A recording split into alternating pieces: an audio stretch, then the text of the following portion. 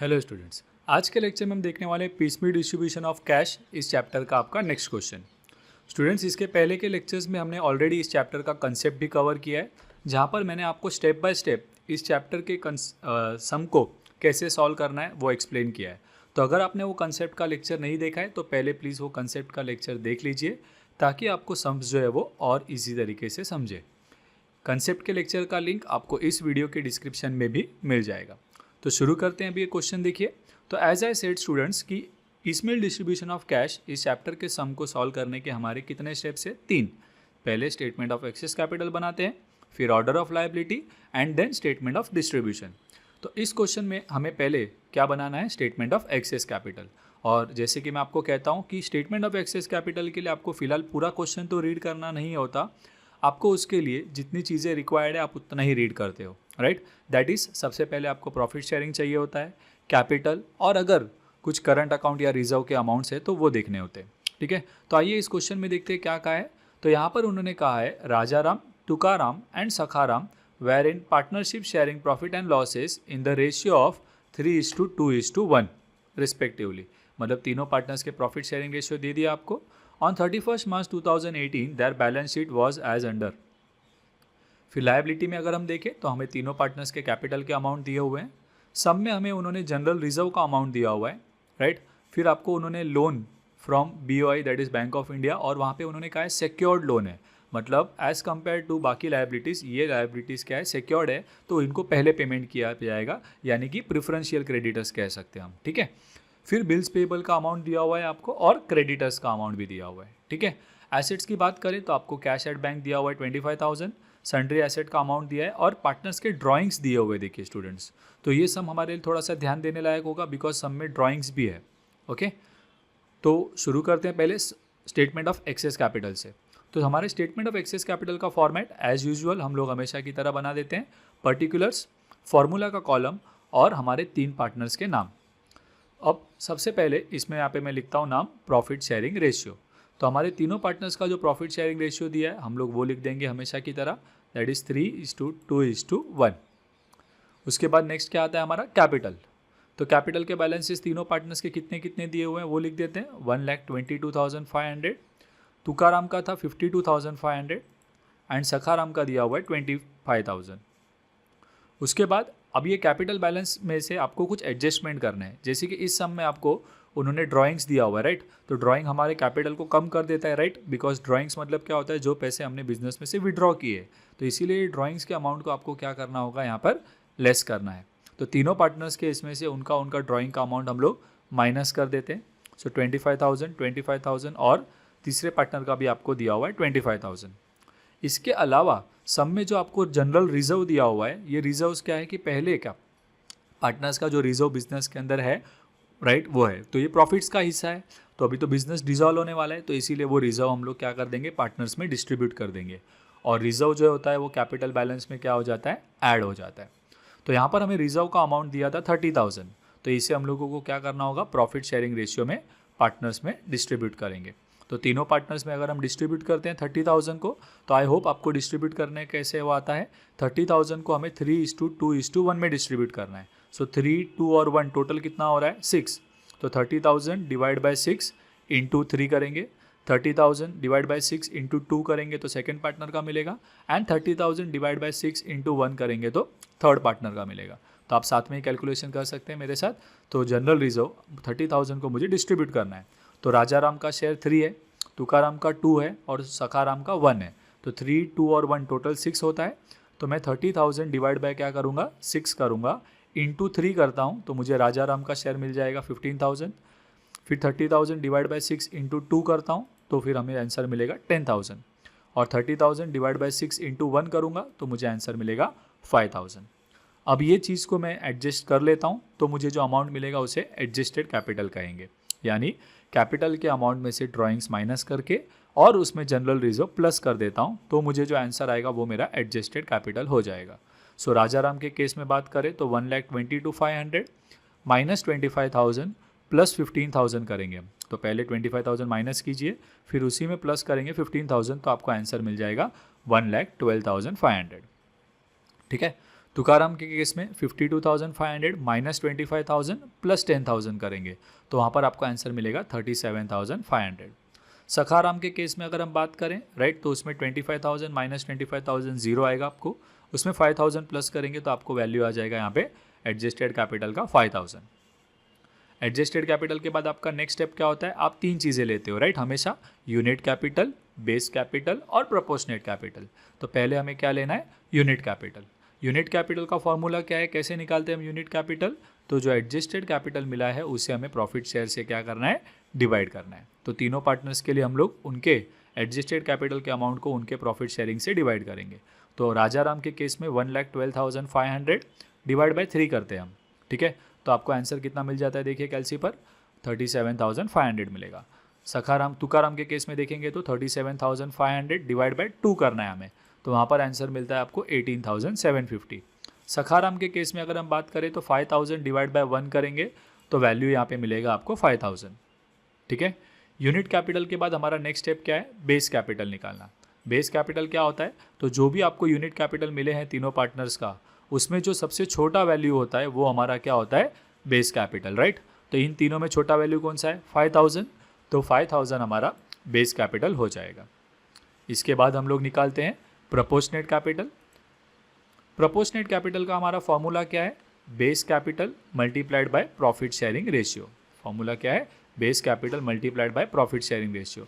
तो यहाँ पर बेस कैपिटल 5,000 था राइट, और यहाँ पे प्रॉफिट शेयरिंग रेशियो कितना दिया है हमें, 3।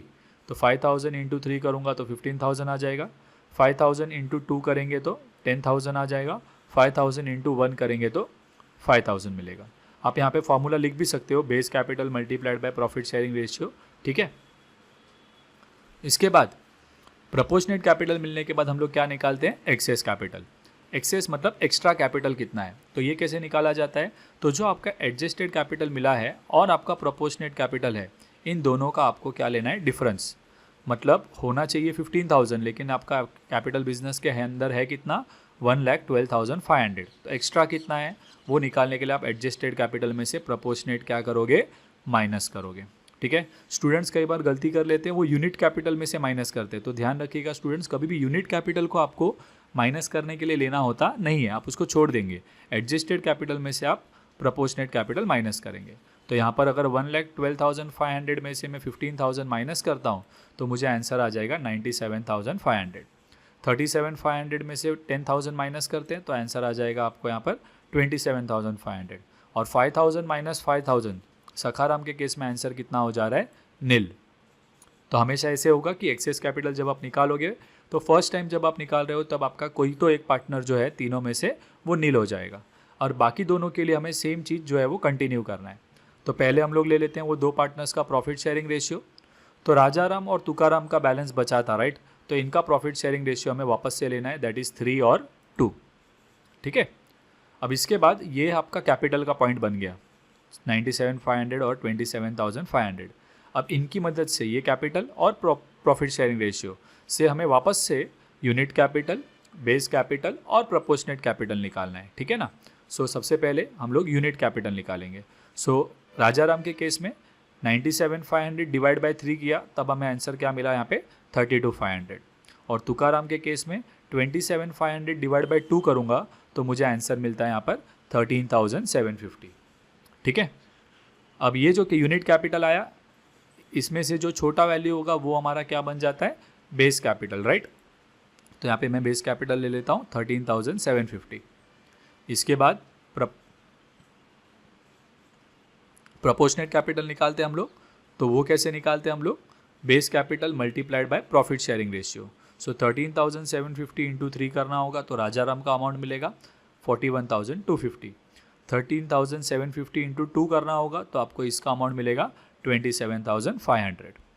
अब हमारा जो कैपिटल था जो हमने लिया राइट, उसमें से हम लोग अगेन प्रोपोर्शनेट कैपिटल क्या कर देते हैं, माइनस कर देते हैं। तो राजाराम के केस में मेरा एक्सेस कैपिटल मुझे कितना मिल जाएगा, 97,500 माइनस 41,250, तो मुझे मिलेगा 56,250। और तुकाराम के केस में देखेंगे तो 27,500 माइनस 27,500 क्या हो जा रहा है, नील। तो हमेशा स्टेटमेंट ऑफ एक्सेस कैपिटल में ऐसा ही होगा, जब आप फर्स्ट टाइम निकालोगे तो 3 में से एक पार्टनर नील हो जाएगा, 2 बचेंगे। नेक्स्ट सेकेंड टाइम आप वापस से एक्सेस कैपिटल निकालते हो तो 2 में से एक नील हो जाएगा और एक पार्टनर आपका बच जाता है, जिसे आपको पार्टनर्स कैपिटल को पे करते समय पहले पे करना होता है, राइट। तो हम ये बनाते ही क्यों है, टू फाइंड आउट कि पार्टनर्स कैपिटल में हम लोग किस पार्टनर को पहले पे करेंगे और किस पार्टनर को बाद में, ठीक है। अब हम ले लेते हैं हमारा next step, that is order of liability. So order of liability के लिए याद है मैंने कंसेप्ट में आपको क्या कहा था स्टूडेंट्स, सबसे पहले हम लोग रियलाइजेशन एक्सपेंसेस सम के अंदर है तो हम पहले वो रियलाइजेशन एक्सपेंस को पे करेंगे, ठीक है। उसके बाद अगर कोई प्रेफरेंशियल क्रेडिटर्स है तो उनको पे किया जाता है। उसके बाद आपके आउटसाइड लायबिलिटी, उसके बाद फोर्थ आपका पार्टनर का अगर कोई लोन है तो, और लास्ट में आप क्या पे करना चालू करते हो, पार्टनर्स के कैपिटल के अमाउंट को, ठीक है। तो अभी इसके लिए मुझे आगे का क्वेश्चन रीड करना होगा, तो अभी हम लोग आगे का क्वेश्चन रीड कर लेते हैं, उसमें क्या क्या इन्फॉर्मेशन दिया हुआ है। तो स्टूडेंट्स यहाँ पे अगर आप देखेंगे तो उन्होंने कहा 10,000 has been provided for realisation expense, मतलब मेरा रियलाइजेशन एक्सपेंस कितना है 10,000। इसके अलावा उन्होंने डेट वाइज हमें क्या किया हुआ है, रियलाइजेशन के अमाउंट्स दिए हुए हैं कि 15 अप्रैल को कितना रियलाइज़ हुआ 50,000, 30 अप्रैल को कितना रियलाइज़ हुआ 10,000, 10 मई को कितना रियलाइज़ हुआ है 67,500 और 19 मई को कितना रियलाइज़ हुआ 65,000। और उन्होंने ये भी कहा कि एक्चुअल रियलाइजेशन एक्सपेंसेस है जो वो कितना हो गया है 12,500 हो गया। अब यहाँ पे आप देख पाएंगे कि दो रियलाइजेशन एक्सपेंसेस दिया है सर, तो इसका क्या करना है वो हम सम के वक्त देखते हैं, ठीक है। अगर आपने इसके पहले के सम्स देखे होंगे तो आपको आइडिया आ भी गया होगा कि हम लोग क्या करते हैं, ठीक है ना। सो सबसे पहले मैं यहाँ पे ऑर्डर ऑफ लायबिलिटी लिख देता हूँ। सो जैसे कि हमने कहा कि पहले हमें रियलाइजेशन एक्सपेंसेस को पे करना पड़ता है, राइट। तो इसीलिए यहाँ पे मैं ऑर्डर ऑफ लायबिलिटी में पहले हमारा रियलाइजेशन एक्सपेंसेस कितना बोला था उन्होंने 10,000, तो वो मैं यहाँ पे ले लेता हूँ कि रियलाइजेशन एक्सपेंसेस हमारे नंबर 1 पे आएगा ऑर्डर ऑफ लायबिलिटी में, कि पहले हमें ये 10,000 को पे करना है।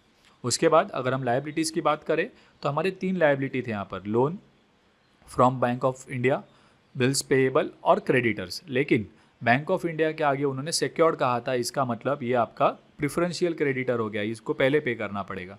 तो मैं इसका अमाउंट कितना दिया हुआ है आपको 45,000, तो मैं जो है वो लोन फ्रॉम BOI जो है 45,000 पे करूँगा। वो पेमेंट हो जाने के बाद हम नेक्स्ट पर आते हैं, दैट इज़ आउटसाइड लायबिलिटीज़। अब यहाँ पे आपके आउटसाइड लायबिलिटी 2 है, बिल्स पेएबल और क्रेडिटर्स। इन दोनों को आपको साथ ही में पे करना पड़ेगा। तो अमाउंट दिया कितना है उनका 25,000 बिल्स पेएबल का और क्रेडिटर्स का 12,500। जब ये दोनों क्लियर हो जाएंगे फिर मैं आगे नेक्स्ट नंबर पे जाऊँगा। तो जब मैं इन दोनों को माइनस करता हूँ तो मुझे अमाउंट मिलेगा वहाँ पे 41,250। अब इसके बाद हमें पे करना है पार्टनर्स कैपिटल। सो पार्टनर्स कैपिटल के लिए क्या कहा है स्टूडेंट्स, हमने इसके लिए ये स्टेटमेंट ऑफ एक्सेस कैपिटल बनाया कि जिस पार्टनर का अमाउंट यहाँ पर रह गया है उसको पहले पे किया जाएगा। सो यहाँ पर हम राजाराम को सबसे पहले पे करेंगे, कितना अमाउंट 56,250। इसके बाद आपको इसके पहले वाला स्टेटमेंट एक्सेस कैपिटल देखना है, राइट। इसके पहले वाले एक्सेस कैपिटल में देखो आपको 2 पार्टनर्स के नाम थे, तो आपको 2 को पे करना है, राजाराम को भी और तुकाराम को भी। लेकिन राजाराम के इसमें अगर आप देखेंगे तो यहाँ पे अमाउंट कितना दिख रहा था आपको 97,500। इसमें से हम उसे 56,250 तो दे चुके हैं, तो इसीलिए जब आप लिखोगे तो आप 97,500 में से 56,250 माइनस करके लिखोगे। और तुकाराम के केस में आपको यही अमाउंट लेनी है बिकॉज इसको आपने पहले कुछ पे किया नहीं है, ठीक है। सो राजाराम को हम कितना देंगे 41,250, कैसे मिला 97,500 माइनस 46,250, और तुकाराम को कितना देना है हमें 27,000। और अगर आप ध्यान से देखेंगे तो ये 2 अमाउंट आपके यही है जो आपको सेकेंड लास्ट लाइन में यहाँ पर दिख रहा है।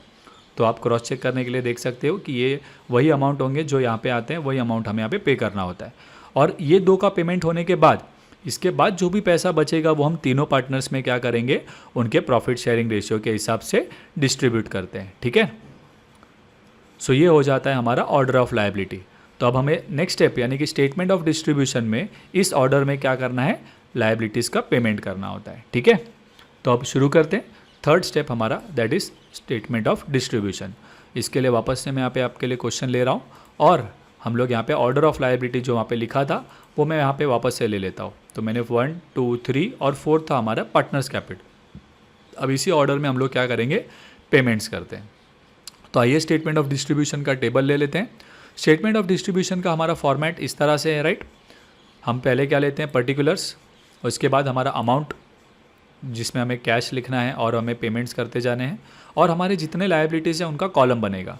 तो यहाँ पर हमें पता है कि हमारे 3 लायबिलिटीज़ थे, loan from Bank of India, bills payable, creditors.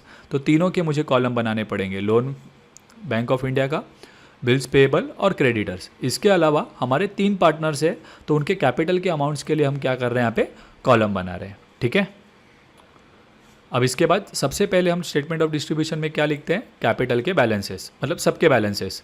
तो पहले अमाउंट का अगर बात करें तो हमारे पास जितना कैश अवेलेबल है स्टार्टिंग में, हम पहले वो लिखते हैं। तो इस सम में अगर आप देखेंगे एसेट्स में आपको कैश एट बैंक कितना दिया था, 25,000, तो पहले आप वही ले लेंगे। रही बात बाकी 3 लायबिलिटीज़ की, तो उनके लायबिलिटी का जो अमाउंट है, राइट, वही हमें पे करना है उनको, तो वही यहाँ पे लिख देते हैं। Loan from Bank of India था 45,000, बिल्स पेएबल था आपका 25,000 और क्रेडिटर्स था आपका 12,500। राजा राम, तुकाराम और सखाराम की बात करें तो यहाँ पर हमारे 3 पार्टनर्स के जो, राइट, हमें एडजस्टेड कैपिटल मिले थे वो अमाउंट हमें लिखना है। राइट, आप यहाँ पे कैपिटल का जो अमाउंट देख रहे हो वो नहीं लिखना है। हमने स्टेटमेंट ऑफ एक्सेस कैपिटल में कैपिटल के अमाउंट के अंदर से ड्राइंग माइनस किया था, रिजर्व हमने प्लस किया था, वो करके जो आंसर आया था वो हमें यहाँ पे लिखना है। दैट इज़ हम एडजस्टेड कैपिटल हमेशा लिखते हैं यहाँ पर। ठीक है, सो 1,12,500 राजाराम के केस में था, तुकाराम के केस में था 37,500 और सखाराम के केस में था 5,000। ठीक है ना, सो वो अमाउंट जो हमारे एडजस्टेड कैपिटल मिले थे वो हमें यहाँ पे लिखना होता है, ये ध्यान रखिएगा। ठीक है, तो ये स्टेप नंबर 1 हो गया। स्टेटमेंट ऑफ डिस्ट्रीब्यूशन में हमने बैलेंसेस लिख दिए। अब हमें शुरू करना है पेमेंट करना। तो अभी ऑर्डर ऑफ लायबिलिटी में देखिए हमारे सबसे पहले क्या होना है, रियलाइजेशन एक्सपेंसेस कितना देना है, 10,000 रुपये।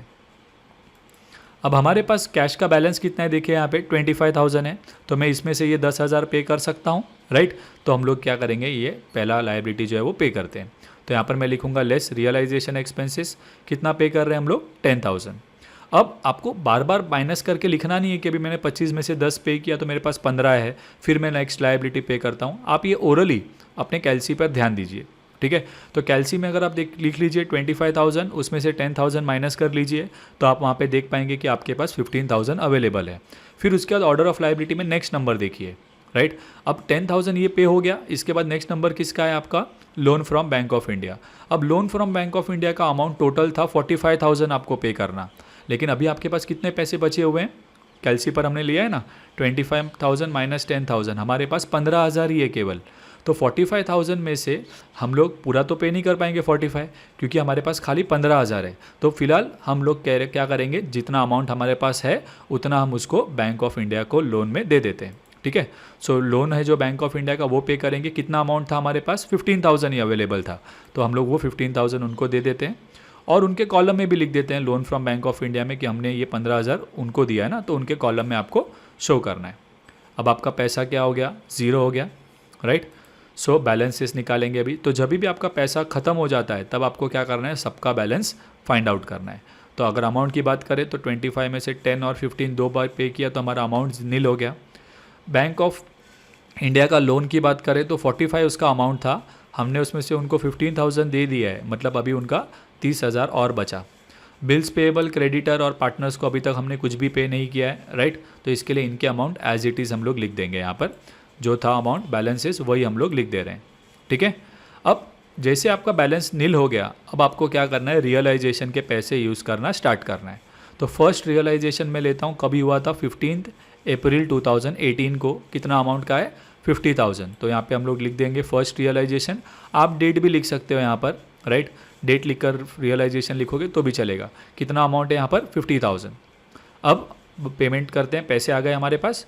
अब हमारे ऑर्डर ऑफ लायबिलिटी में हम कहाँ पर थे, तो ये 10 तो हो चुका था पे, ये 45 था बाकी, उसमें से हमने लास्ट टाइम कितना पे किया था उनको, 15,000 पे किया था। राइट, और 30,000 बचा था उनका। तो पहले हमें जो भी पैसे आए हैं उसमें से वो लायबिलिटी क्लियर करना पड़ेगा, फिर मैं आगे जा सकता हूँ। ठीक है ना, सो अभी हम क्या करेंगे, हमारे पास 50,000 आए और हमें पता है कि loan from Bank of India को क्लियर करने के लिए और मुझे कितना देना है उनको, 30। क्या मैं ये 30 दे सकता हूँ पूरा, तो जी हाँ, क्योंकि मेरे पास क्या है, 50,000 है। तो मैं यहाँ पे क्या कर दूंगा, लेस बैंक लोन पेड कितना, 30,000, और अगेन उसको बैंक के कॉलम में भी दिखा देंगे हम, बैंक लोन में कितना 30,000 करके उनको पे किया है। अब आप अगर देखेंगे तो 50,000 में से 30,000 आपने पे किया, अब आपके पास कितने पैसे बचे हुए, 20,000। अब ऑर्डर ऑफ लायबिलिटी में नेक्स्ट नंबर पे आ जाइए। तो पहला हो गया है पेमेंट, सेकंड भी हो गया है क्लियर उसका। अब मेरे पास 20,000 बचे हैं, लेकिन मेरे ऑर्डर ऑफ लायबिलिटी में नेक्स्ट नंबर किसका है? बिल्स पेएबल और क्रेडिटर। अब बिल्स पेएबल और क्रेडिटर दोनों को आपको साथ में पे करना है, राइट, क्योंकि ये दोनों आउटसाइड लायबिलिटीज़ ही है। आप ऐसा नहीं कर सकते कि पहले बिल्स पेएबल को पे करेंगे फिर क्रेडिटर्स को, या पहले क्रेडिटर्स को पे करेंगे फिर बिल्स पेएबल को। आपको दोनों को साथ में पे करना पड़ेगा।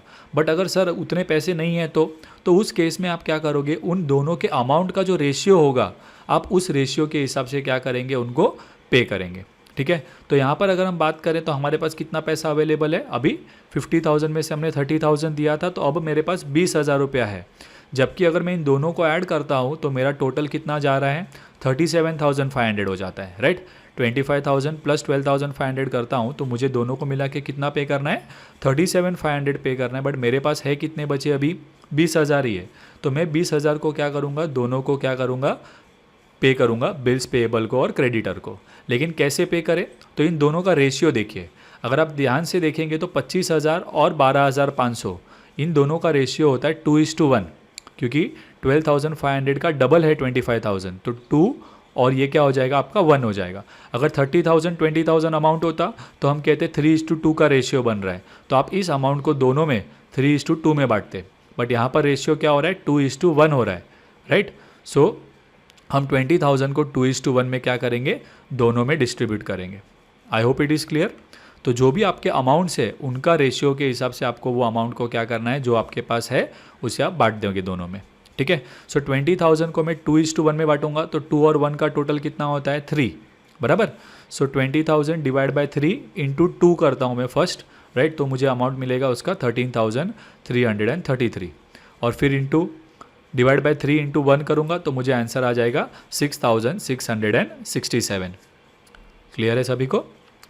अब यहाँ पे हमारा पैसा नील हो गया। देखिए हमारे पास 20,000 बचे हुए थे, वो हमने इन दोनों को दे दिया। तो अब हम लोग क्या करेंगे? यहाँ पर बैलेंस निकालेंगे, राइट, क्योंकि अमाउंट जैसे ही हमारा नील होता है तो हम बैलेंस निकालते हैं, राइट। तो ये जो 20,000 हमने लिखा है उसका ही बाइफर्केशन हमने शो किया। जिस तरह हम पार्टनर लोन पे करते थे तो पार्टनर लोन के कॉलम में दिखाते थे ना, बैंक का लोन पे कर रहे थे तो बैंक के लोन में लिख रहे थे कि भाई ये 30 आपका है, वैसे ये 20 में किसका कितना है वो हम लोग यहाँ पे शो करते हैं। अब बैलेंसेस निकालेंगे तो आप देख पाएंगे कि loan from Bank of India, देखिए लास्ट टाइम बैलेंस था 30, हमने इस बार 30 पे किया तो ये बैलेंस नील हो जाएगा।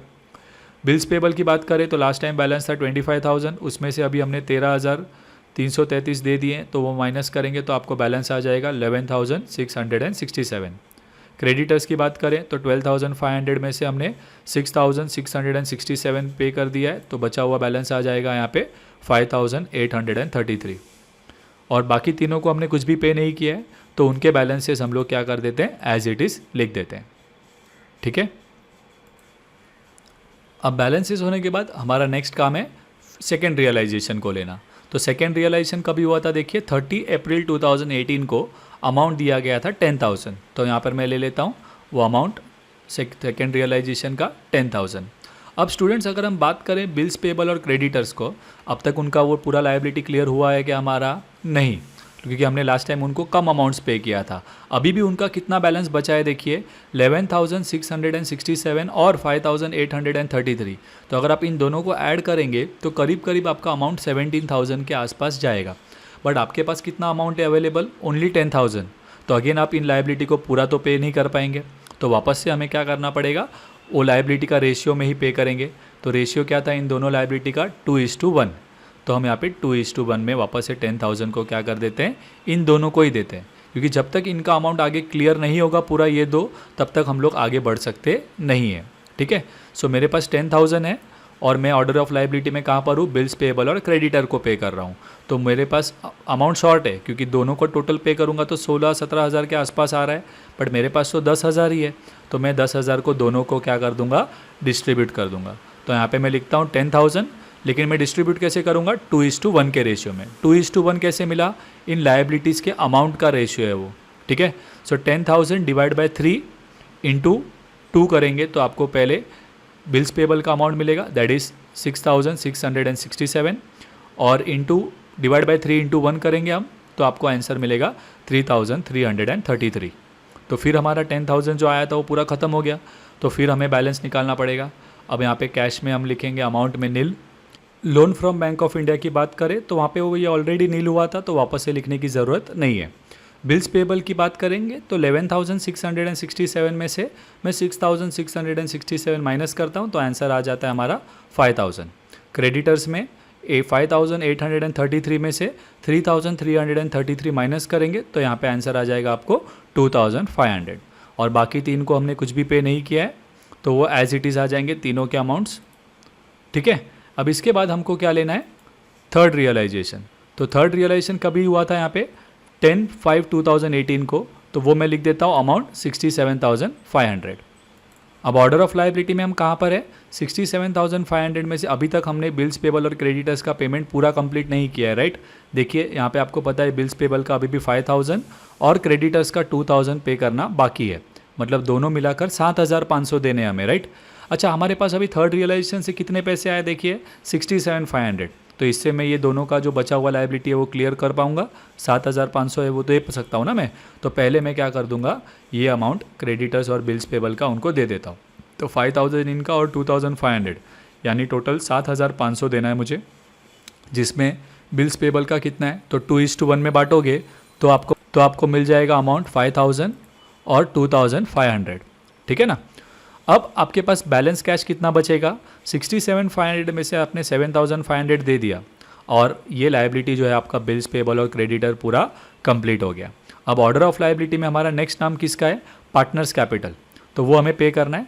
तो पार्टनर्स कैपिटल में भी हमें सबसे पहले किसको पे करना है, राजा राम को। कितना, 56,250, तो मैं अभी वो पे करूँगा। अब मेरे पास पैसे कितने हैं वो देखिए, तो 67,500 में से हमने 7,500 पे किया, तो आप कैलसी पे अगर देखोगे तो माइनस करने के बाद आपको अवेलेबल बैलेंस पता चलेगा 60,000 है। और ऑर्डर ऑफ लायबिलिटी में नाम जो है वो किसका है, राजा राम का है, अमाउंट 56,250। तो मैं 60,000 में से ये अमाउंट पे कर सकता हूँ ना, 56,250, तो हम वो राजा राम का अमाउंट पे कर देंगे क्योंकि हमारे पास उतना कैश अवेलेबल है। तो पे टू राजा राम लिखेंगे हम, कितना अमाउंट देना है उनका, 56,250। ठीक है।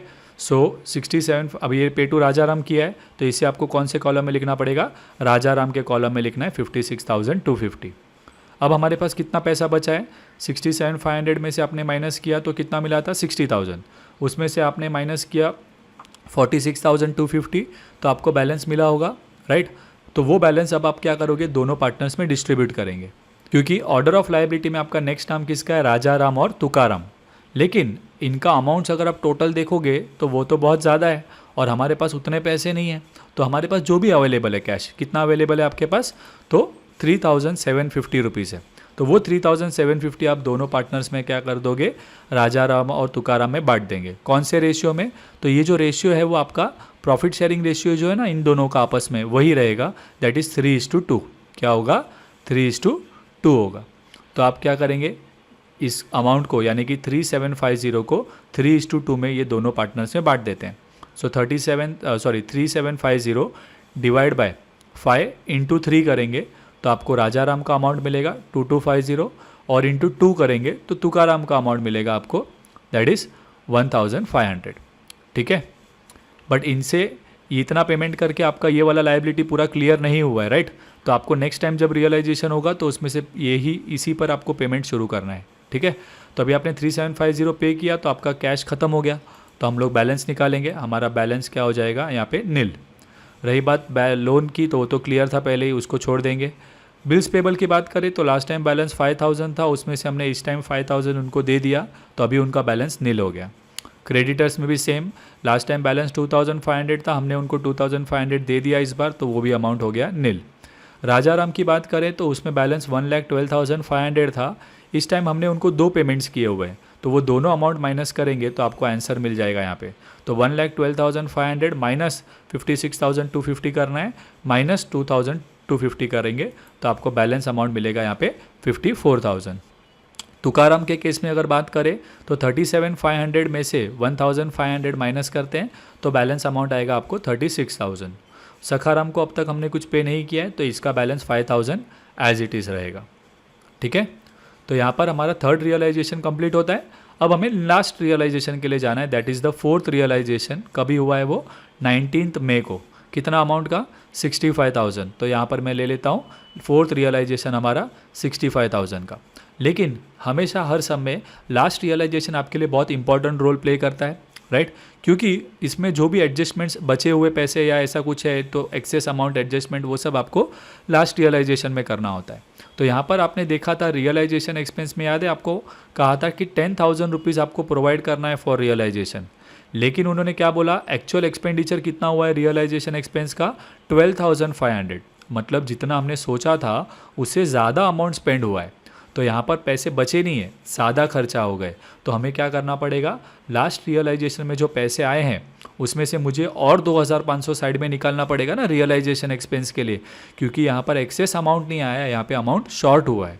ठीक है, अगर समझिए हमने 10,000 रुपये रखे होते और एक्चुअल अमाउंट खाली 8,000 ही स्पेंड हुआ है तो हमारे पास 2,000 बच गए हैं, तो हम लास्ट रियलाइजेशन में उसको प्लस करते हैं। लेकिन यहाँ पर ज़्यादा स्पेंड हो गया है तो मुझे वो लास्ट रियलाइजेशन में से यूज़ करना पड़ेगा, तो हम लोग उसको क्या करेंगे, लेस कर देंगे। कितना अमाउंट एक्सेस हो गया है, 2,500। कैसे आया ये 2,500, तो 12,500 माइनस हम क्या कर रहे हैं, 10,000 कर रहे हैं। ठीक है, अब इनको माइनस करके आपको अमाउंट कितना मिल जाएगा, 62,500। अब ये 62,500 से आपको पेमेंट कंटिन्यू करना है। तो अगर आप इसमें देखेंगे तो हम ऑर्डर ऑफ लायबिलिटी में कहाँ पर है, हमने राजाराम का तो पूरा दे दिया था। हम राजाराम और तुकाराम ये दोनों को साथ में पेमेंट कर रहे थे अभी, राइट? तब इन दोनों का साथ में अगर हम अमाउंट देखेंगे तो उनका अमाउंट कितना था, 41,250 और 27,500। इसमें से हमने उनको क्या किया, 2,250 और 1,500 यानी कि 3,750 तो हमने दे दिया। अब बचा हुआ अमाउंट हमें उनको देना है, बट प्रॉब्लम क्या है, उतना पैसा हमारे पास अगेन है या नहीं वो हमें देखना पड़ेगा, राइट? तो हम लोग क्या करेंगे, 62,500 को क्या करेंगे, दोनों पार्टनर्स में अगेन रेशियो में डिस्ट्रीब्यूट कर रहे हैं और हम लोग उनको दे देते हैं। आई रिपीट, हम लोगों को यहाँ पर देखिए टोटल राजाराम और तुकाराम का ये दोनों अमाउंट अगर आप ऐड करते हो, कैलसी ले लीजिए, दोनों को ऐड करेंगे तो आपको टोटल अमाउंट कितना मिलता है, 68,750, राइट? अब आपने इस 68,750 में से लास्ट टाइम उनको कितना पे किया था, देखो 3,750 पे किया था, तो वो माइनस कर देंगे आप। 3,750 माइनस करोगे तो उनका अमाउंट कितना बचता है, 65,000 बचता है, बराबर है? बट आपके पास पैसे कितने हैं, खाली 62,500 ही है, तो आप अगेन उनको ये पूरा अमाउंट तो पे कर पाओगे नहीं, तो हमारे पास कम है पैसे। तो 62,500 जो भी अवेलेबल है उसे फिर से मैं क्या करूँगा, 3:2 में ही क्या करूँगा, डिस्ट्रीब्यूट करूँगा। तो अब मैं 3:2 में डिस्ट्रीब्यूट करता हूँ 62,500 को, तो 62,500 डिवाइड बाय 5 इंटू 3 करूँगा, फिर डिवाइड बाय 5 इंटू 2 करूँगा, तो मुझे 25,000 मिलेगा, राइट? तो अभी यहाँ पर हम लोग का पैसा ख़त्म हो गया, तो हम लोग यहाँ पर क्या कहेंगे, नील। लेकिन इसके बाद आपको और कोई रियलाइजेशन तो बचा नहीं है, इसका मतलब यहाँ पर हमारा पूरा पेमेंट कंप्लीट हो पाया नहीं, ठीक है ना? सो हम लोग इसको यहाँ पर क्या बोलेंगे, अनपेड बैलेंस। क्या बोलेंगे, अनपेड बैलेंस। मेरा कैश का अमाउंट नील हो गया है।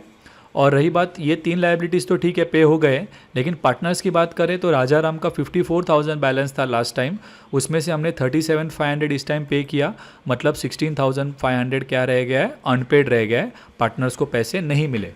वैसे ही तुकाराम के केस में 36,000 माइनस 25,000 11,000 आ गया, और सखाराम का 5,000 बैलेंस था और हमने अब उसको कुछ भी नहीं पे किया है, तो उसका बैलेंस क्या रहेगा, 5,000 का बैलेंस उसका अनपेड ही रह जाएगा, ठीक है?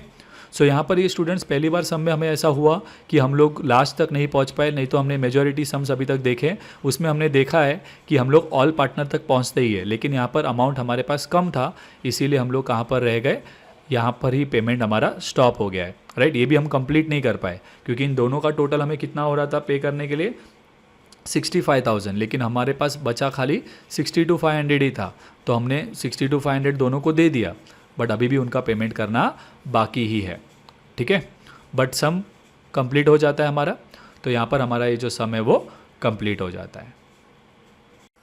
सो स्टूडेंट्स, अब आप हमारे व्हाट्सएप ब्रॉडकास्ट ग्रुप को भी ज्वाइन कर सकते हैं for free notes, assignment and all the latest updates related to exams. To join the free WhatsApp group, आपको जो है आपका नाम, क्लास और आपका लोकेशन का नाम इस व्हाट्सएप नंबर पर सेंड करना है and you will be added to the WhatsApp broadcast.